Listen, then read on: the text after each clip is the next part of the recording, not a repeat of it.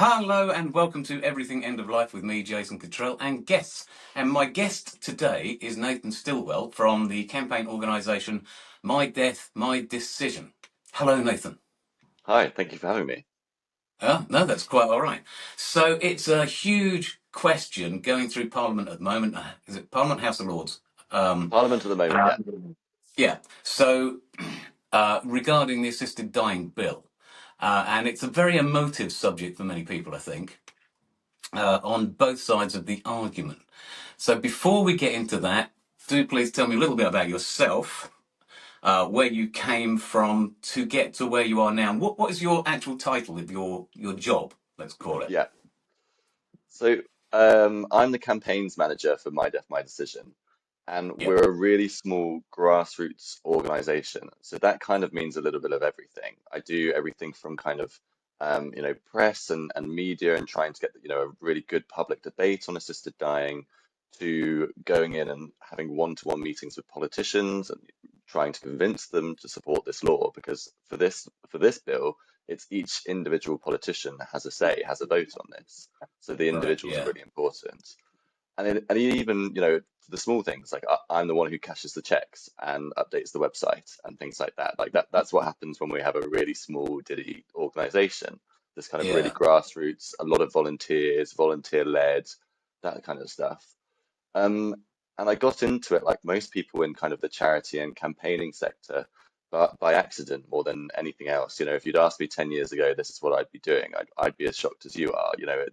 I never intended on ending down here.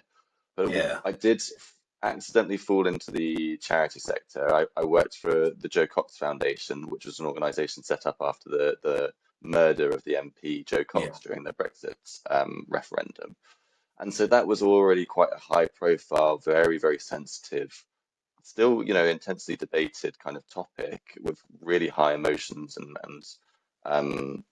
really kind of needing to approach it with sensitivity.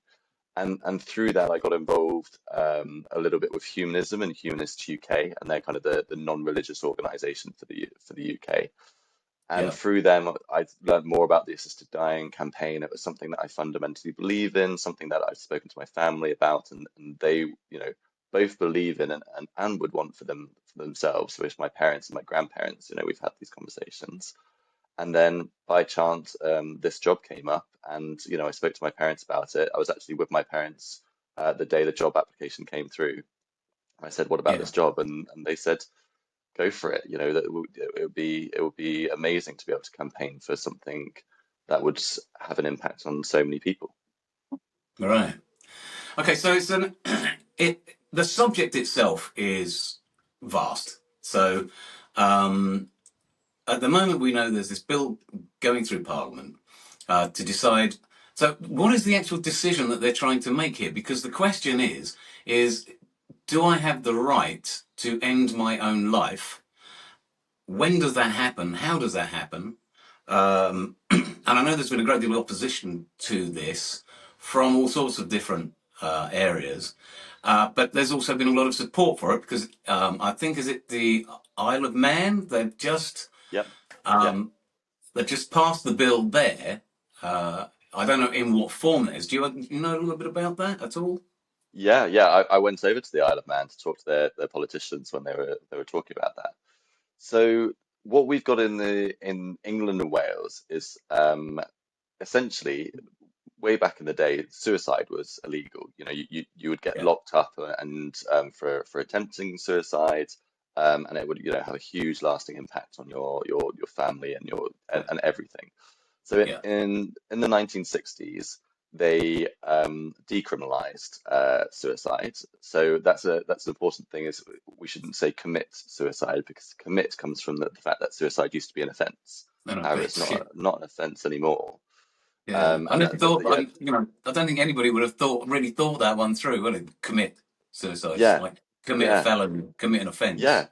Yeah, Uh, And that's where that kind of saying comes from. It's quite outdated. It's easy to say commit suicide, but it is really something that we should be conscious of.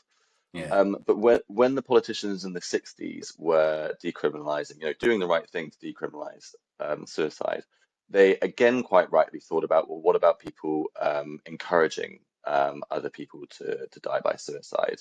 And so what they did was they, in the law, they said it's an offence, it's illegal to assist or encourage someone to die by suicide. And that assist is where we've led into kind of the legal issues that we've got today, essentially, in the Yeah. sense of if a doctor were to help a patient to die, they would be committing an offence, and they could have up to 14 years in prison.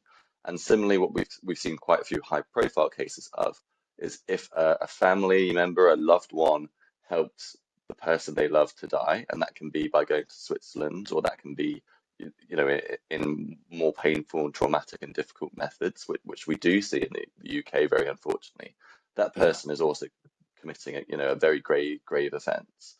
And so You can, that sorry, kind can I of, just, I'll just butt in there for a sec, because I yeah, mean, I can see that to assist, there's also two sides to that coin, because when you look on the internet, there have been instances where people have been encouraged to commit suicide, or commit suicide, doing it again, to take their yeah, own lives. yeah, And I mean, they are essentially committing a criminal offence by doing that. And yet, yeah, a few years ago, I remember a young girl who threw herself off a building because everybody was saying, "Yeah, do it, do it, do it, do it," and she did. yeah, But then you've got a multiple amount of people. So I can see where the protection side of this is really important. That that it should be going through a process rather than yeah, be just your aunt or uncle saying, "Yeah, you really ought to just top yeah. yourself." Yeah, Yeah, that's awful. So what this law does to kind of jump into the kind of technical sense is the proposed bill carves out a caveat of that to say if you assist someone under these circumstances, these very right. strict, through this process, then you're not committing an offence. However, if you do it outside of this process, you are still committing a grave offence. And Right. interestingly, what the proposed bill does, which I think is very, very sensible, is it in fact makes that kind of coercive side even stronger. So now, if it's very obvious and there's evidence that you're pushing someone towards a suicide or an assisted death, then that is punishable by up to life in prison, the equivalent of murder, quite rightly. And that's a Yeah. new offence that's put in by this bill. So we're already kind of jumping ahead, but this is this whole idea of by introducing a regulation, a framework, a path for someone, you actually make everything more clearer and safer for everybody. Yeah. Okay. So let's have a look at who's involved, who the players involved here are. So on the pro side, you've got people, as you mentioned to me before, like Esther Ranson, and who, has been, since she stopped doing That's Life, which was Yeah, one of the best. We always used to love watching that. I don't know, it might be a bit too young for you for that one. But, I remember her saying, that she felt lonely. She didn't, she wasn't really engaging once she'd finished her career. And then she set up her organisation. It's not Age UK, is it? Something Silver Line. Silverline. That's it. Yeah, yeah. Which supports lots of people, of a certain age, and holds out a lifeline, as it were. So for her then to say, um, I believe in this decision. It should be people's decision. I think it carries a lot of weight because she will be a pretty well informed player. On the other side, you've got, I think, probably people are, and correct me if I'm wrong, but are coming from different arguments, social arguments, moral arguments, religious arguments, and even amongst those, there'll be pros and cons. There'll be fors and againsts. So, I mean, I know a friend of mine is a priest, and he's quite pro, assisted Right. dying, which is, it's very forward thinking for a Catholic priest, So, and because of the people he has seen and tended to in their last few days, because as a hospice nurse, you get to know quite a few different people in that respect. So, bearing that in mind, how do you navigate the argument? How do you? What's the question? I think I'm trying to ask here. I think. you've got Esther Rantzen on one side, and who have you got on the other side who are anti, and why? So I'd say that to kind of oversimplify it, which is always going to lead into complications, but to oversimplify it is on the anti side, the biggest players are kind of the organized, institutionalized religions, right? Right. So the Catholic Church as an institution, the Church of England as an institution, are opposed to assisted dying.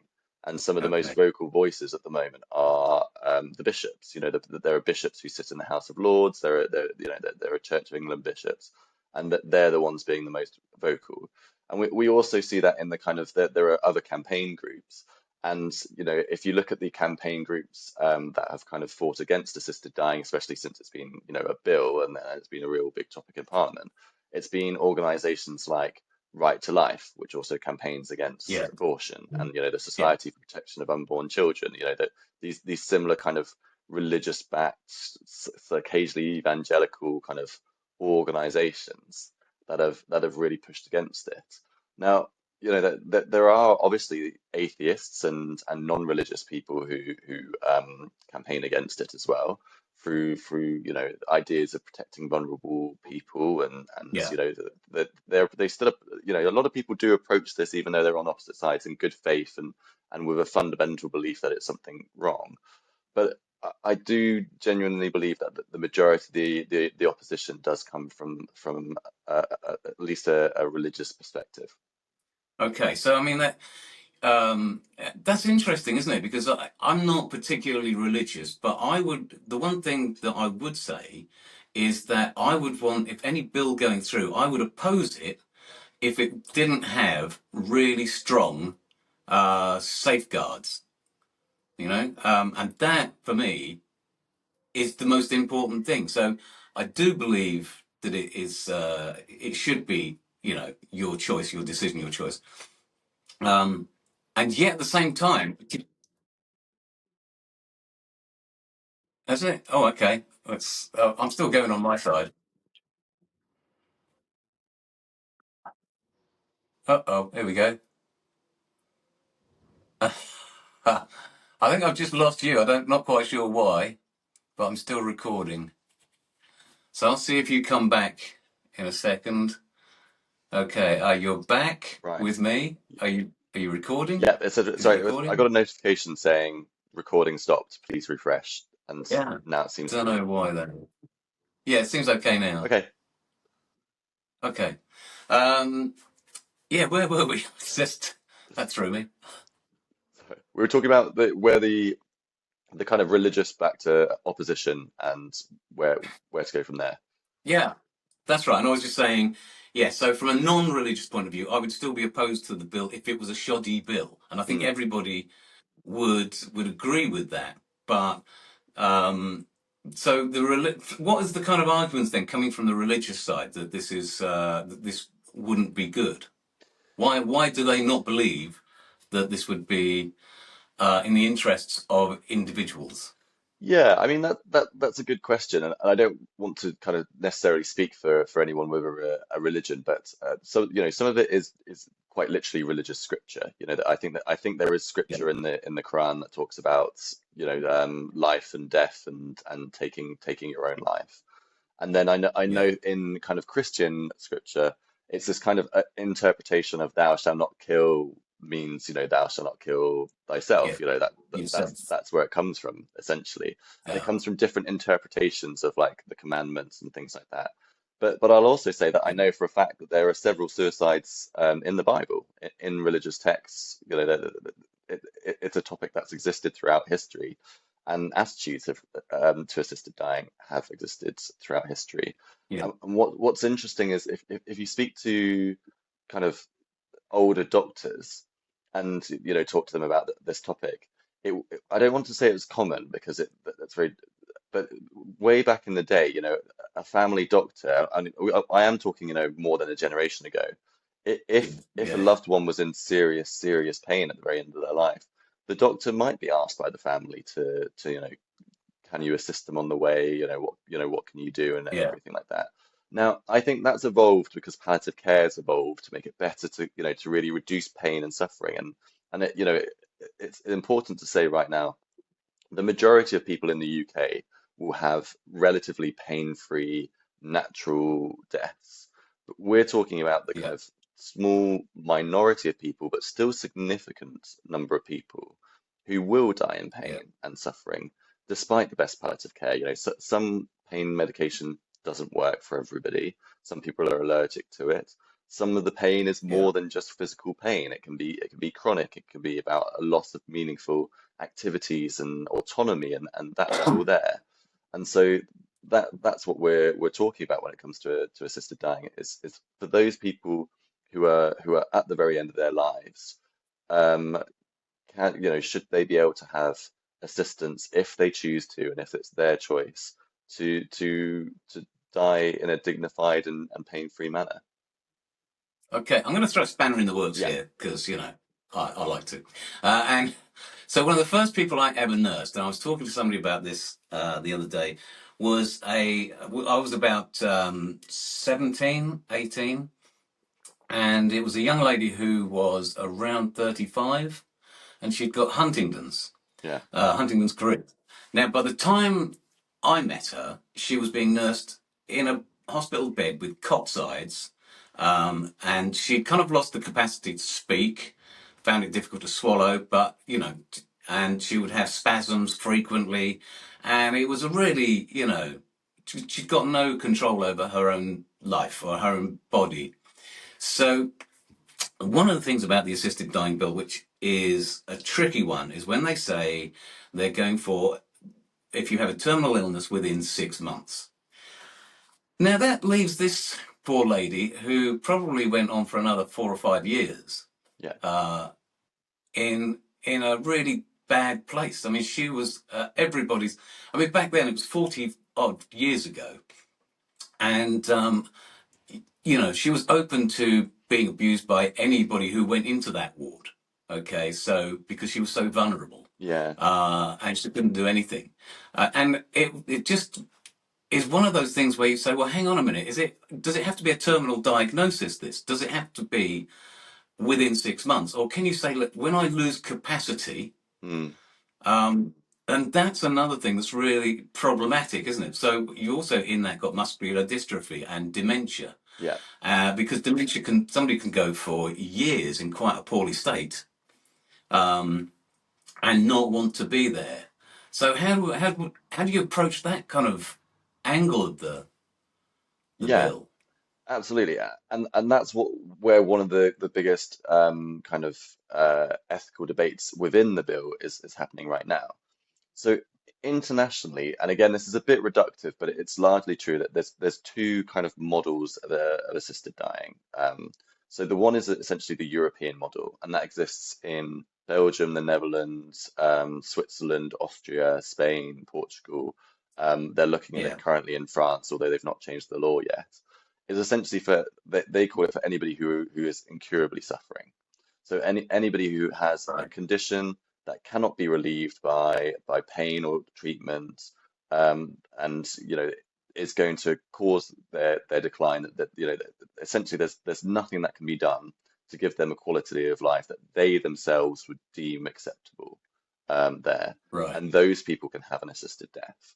So in the Netherlands and Belgium, that person you described would be able to have an assisted death at the time of her choosing. And then Right. a different models come out in kind of the Commonwealth, for lack of a better word. So we're talking Australia, New Zealand, America. So the US state of Oregon was one of the earliest adopters of assisted dying. And that's based around Mm. terminal illness. That's based around people who are already dying.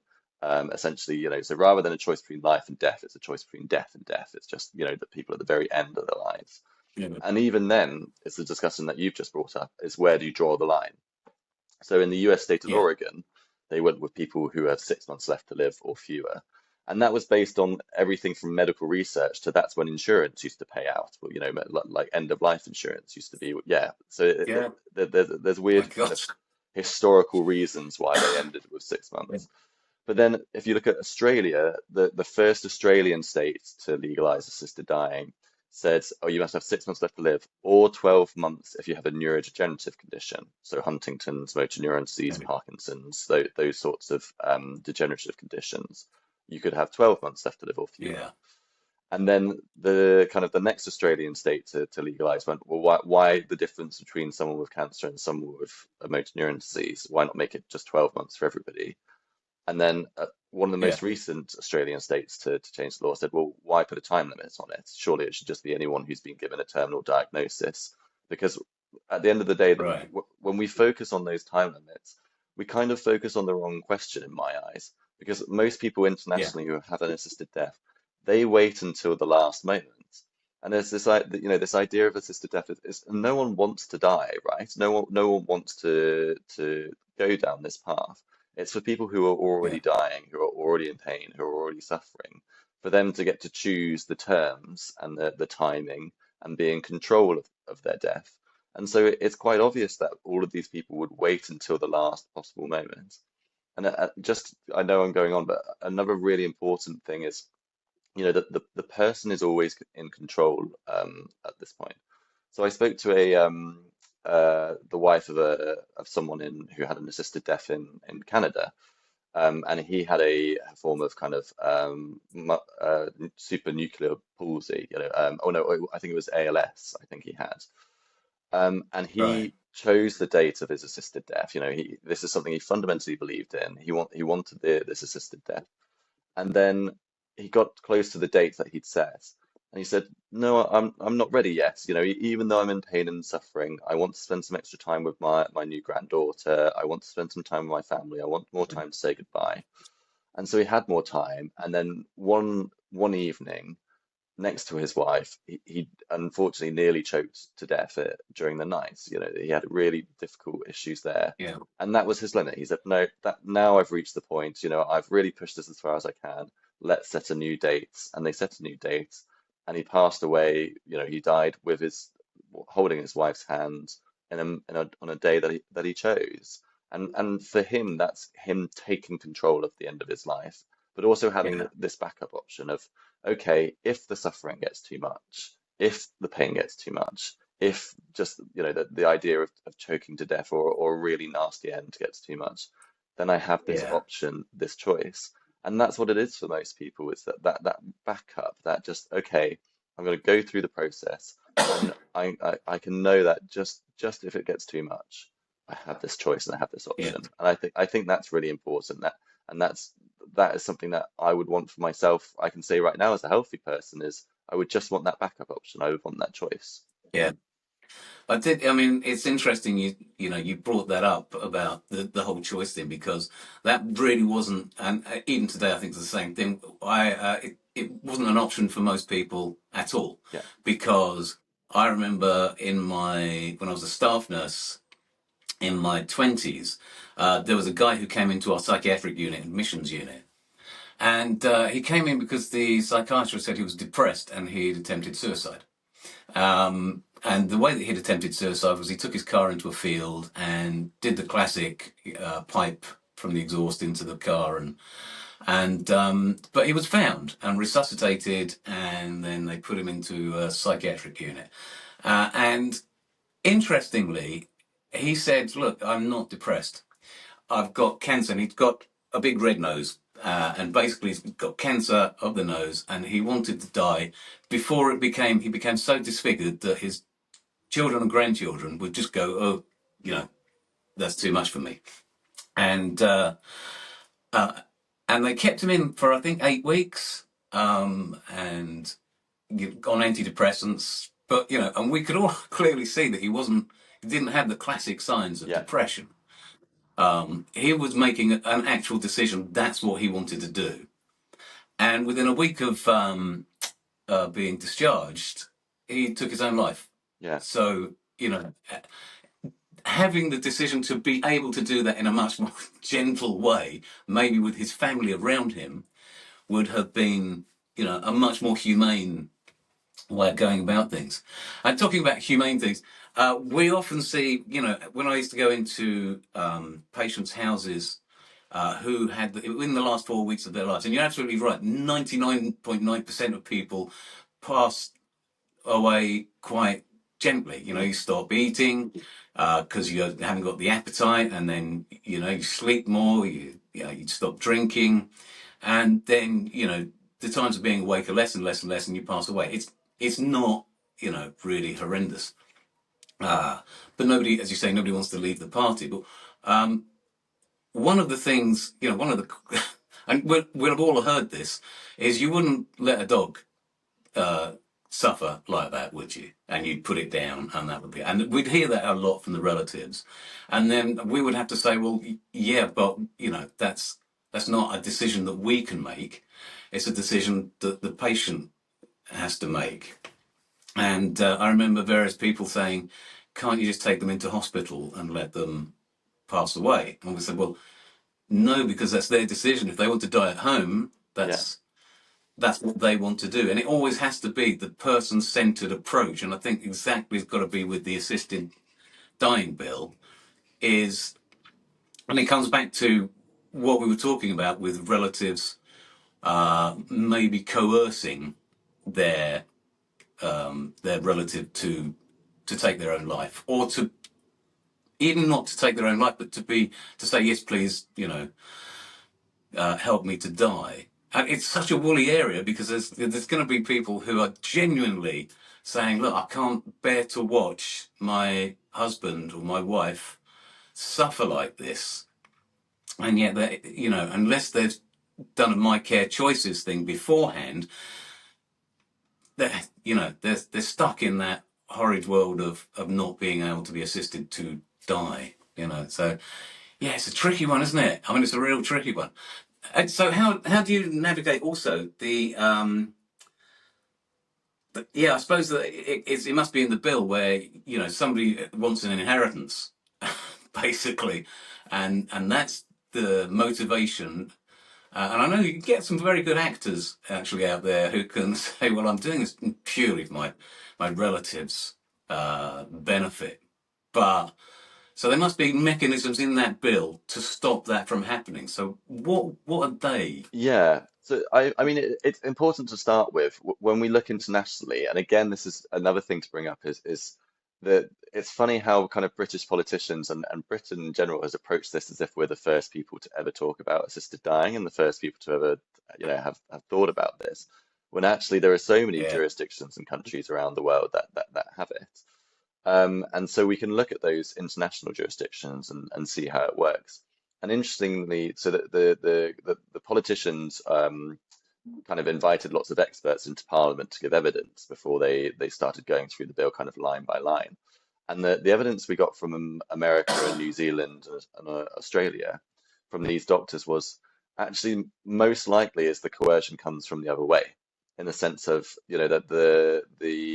that a family member either is just not ready to let go and doesn't want right. their Yeah. parent, their grandparent, their aunt, their uncle, Oh their yeah. husband to go, and therefore tries everything in their power to actually block them.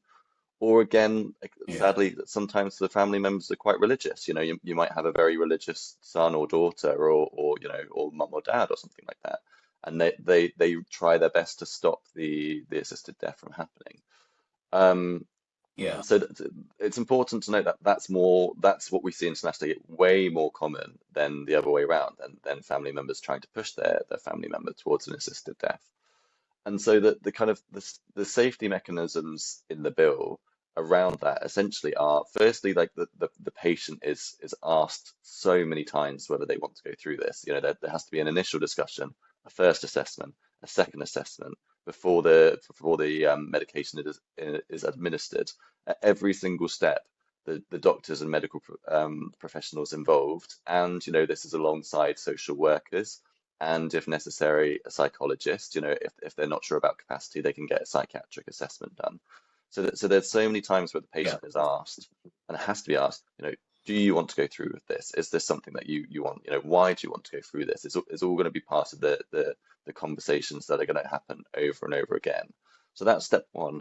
Step two, it is somewhat it has been a point of controversy actually when the bill is that technically family members aren't involved in the process and shouldn't be involved in the process. And I say technically in the sense of the doctor is encouraged to ask about family, and have you spoken to your family about this? Does your family know? Are they Yeah. on board? What have the conversations been like?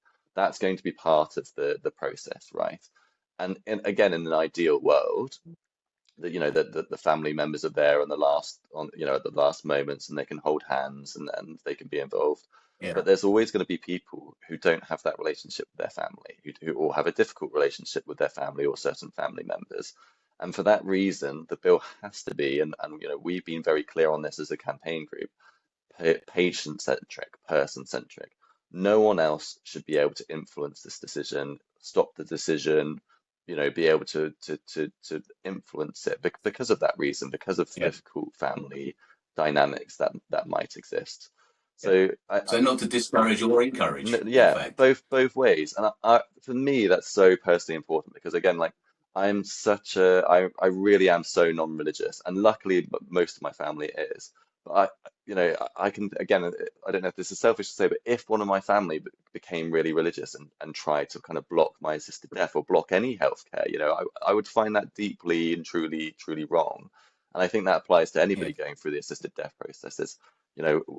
We do want the family involved. Like in a best case scenario, the family is there and behind the person and supporting them every step of the way. Yeah. But it has to be the individual's decision, and we have to have safety measures to make sure it's the individual's decision. Yeah. Yeah. I mean that. Yeah. I mean that. It almost links, doesn't it, to the pro-life groups, who a lot of people would say, well, it's not your business what Yeah, I do with my body, and I think that's it it's difficult because I can see that people are pro-life purely out of almost altruism, mm, not necessarily religion, because they truly believe that what that there should be no abortions at all anywhere ever, yeah, and yet it's always circumstantial, just like assisted dying, because if there's rape, incest, all sorts of different things where there's a justification, if you like, uh, that all has to be taken into account. You would have thought, wouldn't you? yeah, And certainly with the individual decision, it has to be, as you say, I think, very much based on their own decision rather than influenced by anybody. Because yeah, it's a tricky one though, isn't it? I yeah, mean, we've had people who have in the past said, "No, my relative, you know, can we just stop? Oh, the syringe driver. Can we just add a little bit extra in the syringe driver? You know, yeah, let's say." No, no, no, yeah, we can't do that sort of thing. Oh, by the way, on the syringe driver things, I will just say there's a lot of people who think that once you get a syringe driver, uh, that's the way to the people who are being killed by the nurses, mm, and that's fundamentally goes against what nurses do. So the as in one of our previous interviews, I think with Becky Riggs, she was, the syringe driver is there for when you can't take medication. yeah, So you wouldn't want to leave somebody unmedicated, so the syringe driver goes in, and it just gives the medication over a course of 24 hours, and every 24 hours it gets refilled and reassessed. So it's just one of those things. So in the actual mechanics of assisted dying, how is somebody assisted to die? yeah. And that's a good question. And again, that's where politicians have been, really debating and going back and forth on that exact question. So the answer right now is the vast majority of people will be prescribed a life-ending medication. And that medication is deliberately not being put on the bill because, that's not how law works. You wouldn't want cancer medication or cancer treatment to be on the law, and then every single time the treatment needs to be updated or changed, you'd have to get a new bill and Yeah. a new parliament. That's not how it works. So it's deliberately not on the bill. But essentially, for example, in Dignitas in Switzerland, in the assisted dying center there, it's two medications. It's one to stop vomiting, and the second is essentially a lethal dose of anesthetic. So the person falls Right. asleep, and then eventually their heart stops, and then then they die Right. essentially. So something like Yeah. that is was what the majority of people will have. They will be given this medication to take. A doctor will be there to watch them administer it, and they will take it Yeah. themselves.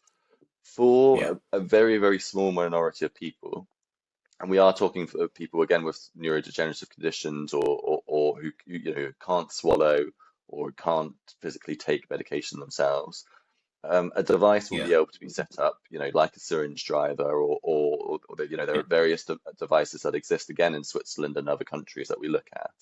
But again, the law where we've gone down in the UK is a very much self-administration. So the doctor cannot administer the medication. So even for someone using a syringe driver, they would need to be the person that makes the movement, that does the act, that does the action of administering the life-ending medication. Right. So, and that's going to be a tricky area, I think, isn't it? Yeah, So, I think again, it'll be tricky, but again, to stress the point that we're not new when it comes to this. You know, that these devices exist in Switzerland and in Australia and New Zealand. You know, they're all in New Zealand. You're allowed to have the doctor administer. They went down a different route to where the UK had gone down. right. They said, and actually in New Zealand it's a choice, and most people choose to have the doctor administer the medication. You know, Minister. you can imagine Yeah. them feeling more comfortable than taking it themselves. But Well, it could be quite stressful not knowing if you've got the right dose or, exactly, or doing it the right way. doing it the right way. But the Swiss, you know, because I've spoken a lot to Dignitas in Switzerland because politicians are now asking me, you know, how does it work? You know, what sort of route should we go down? Yeah. And in Switzerland, it is pretty simple that, you know, it is this kind of anti-vomiting drink, and then it's basically 3 times the lethal dose of anesthesia, and that has Absolutely. out of you know that Dignitas has done well over 4,000 cases, and every single case the Yeah. person has died peacefully. They've gone to sleep and then they've died. When you say over 4,000 cases, just to get a kind of scale about how common this is, over what sort of period of time is that? So that, I for, mean, 4,000 cases, was that in a year or 10 years or? that's quite a long time for Dignitas actually, because Dignitas is specifically for foreign nationals. They don't do Right. they tend not to do any Swiss residents there. It will be for Dignitas take people from countries that do not allow assisted dying. So Yeah. that again, that's why it's kind of a household name in that sense. So for that's 4,000 over, I think almost 20 years. You know, quite a long time. Right. In the UK, again, a lot of statisticians are looking at this. It's really hard to know because the rates of assisted dying are based on everything, are based on the person's religion, their life outlook, you know, how they view the world, what their terminal illness is going to be, all those sorts of factors. So the very low rate that we can compare is in Oregon in the US, it's just under 1% of all deaths are assisted deaths. And the Right. high rate is there's a certain province in Canada where I think it's around 6, 7% now of all deaths are assisted deaths. So we can apply that to the UK and look at the law that we've got. And so we think in the first year it will probably be around 1,000 to 2,000 assisted deaths a year. And again, that will be about 1 to 2% of all deaths in the UK will be assisted death. So again, it's a Yeah. minority. It is small, you know, 98% of people are going to have peaceful natural deaths in the UK, and Yeah. 1, 2% are going to say, no, I want this decision. I want this to be on my Yeah. terms. I want to take the life-ending medication, and they go through the process. And I think that you know that sounds right. You know, that if you think about the people you know, absolutely would I say if I went into a room of 100 people, 1 or 2 of them, if they got a terminal diagnosis, would want to end their life on their own terms. I think Yeah. that sounds very Yeah. sensible. Yeah, I think you're right. Do you know, I'm trying to think under what circumstances I would personally want to make that decision. And I'm very much, I never want to leave the party. You know, Yeah, they yeah, came out with a pill that gave me another 100 years of good health. You know, I'd be there swallowing the pill, but straight away. yeah. Um, so you know, and I'm going to go down the suicide route for a second. We were driving back from Scotland with the kids in the car, uh, and all the traffic, you know, like concertinas, it stops. Mm, And it turned out that somebody had thrown themselves off a bridge. awful. um, and committed, not committed, and ended their life that way. I mean, it must be a really tricky thing. You must be absolutely sure about what you want to do to have to make that decision. So, uh, who is it that makes that judgment call? Is it a psychiatrist? Make sure that you are mentally, healthily well over a period of time, because your mind can change on, Yeah. flip flop. I know people who change their mind like they change their socks. Um, so where is that consistency over a period of time? Is that in the bill as well, or? Yeah, and I think that's why it's so important because I mean, if you compare those cases, of a terminally ill person right now who wants to take their own life, they aren't going to talk to their doctor about it. They aren't going to go down that route, and once they go down that route, it's very, very hard for them to go back. However, this case is, that the first thing they do is they have an initial conversation with a doctor, and that doctor, again, by the law has to talk to them about, have you looked at your local hospice? Have you, thought Yeah, of palliative care? What treatments have you tried? Can we help you try this new treatment?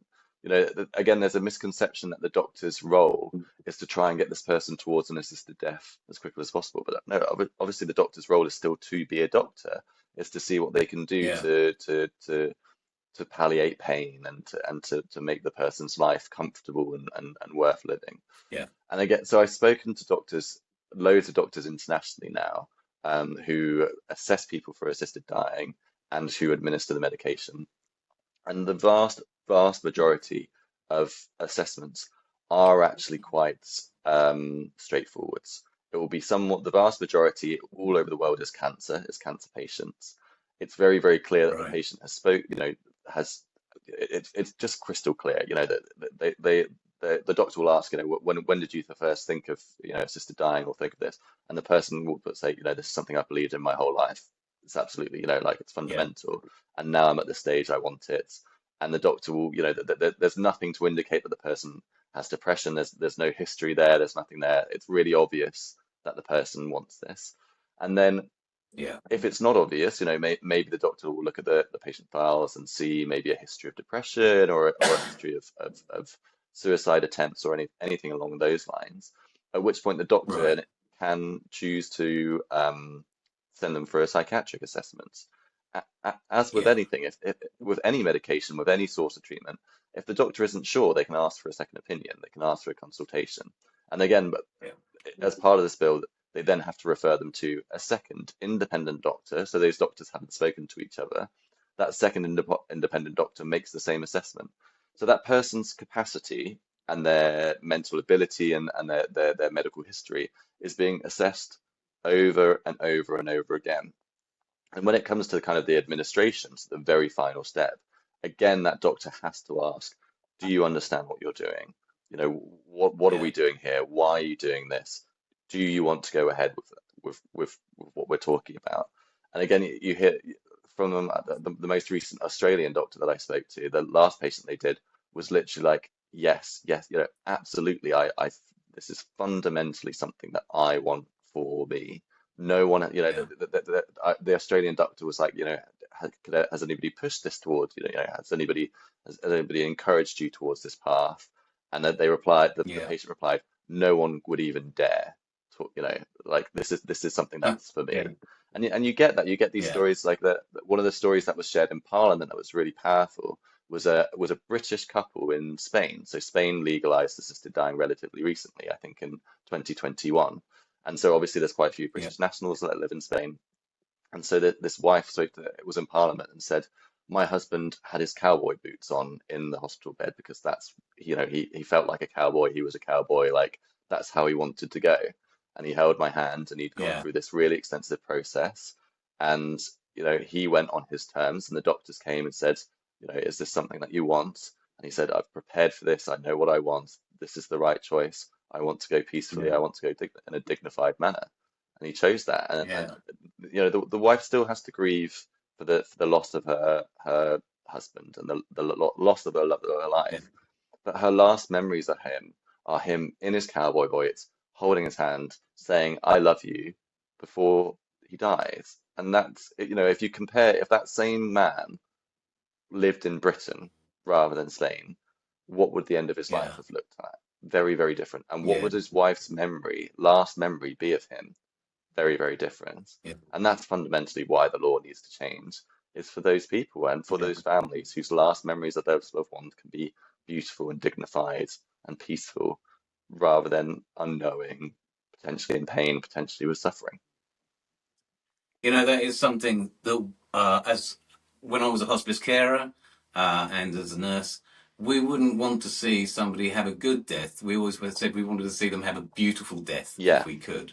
So, so surrounded by family, if they had family, but you know, it being a gentle, slow, easy passing, and that, I think is what probably everybody really, at the end of the day, would really want to have for themselves and their loved ones. yeah. Listen, it's been amazing talking to you and covering these subjects. Where can people go to look at the different arguments for and against? Is there a website or Yeah. Well, they just find more information out? mydeathmydecision.org.uk, or just Google My Death, My Decision. I mean, to be perfectly honest, we will have the pro arguments. We're not going to have the Of anti course. arguments. We're the campaign group to try and change the law. I mean, a lot like this has been in the news and will continue to be in the news. So you can look at kind of Yeah. trusted news sources, whichever one you go to for kind of for both sides of the arguments. The Yeah. BBC legally has to be balanced. So whenever the BBC quotes me, they normally quote someone who disagrees with assisted Yeah. dying. And the same every single other TV appearance or anything like that normally includes the other side. But if this is something that you're passionate about, the law won't change, and the law could still fail, the bill could still fail if people aren't passionate enough about it, and if they don't campaign about this. This isn't a sure thing at all, even though Britain's so late to this. It might still fail, and it might still be illegal to have an assisted death. So if you are passionate about this, get involved and write to your politician and say, join our rallies and say, this is something that I want for me. This is something that I would want for my family.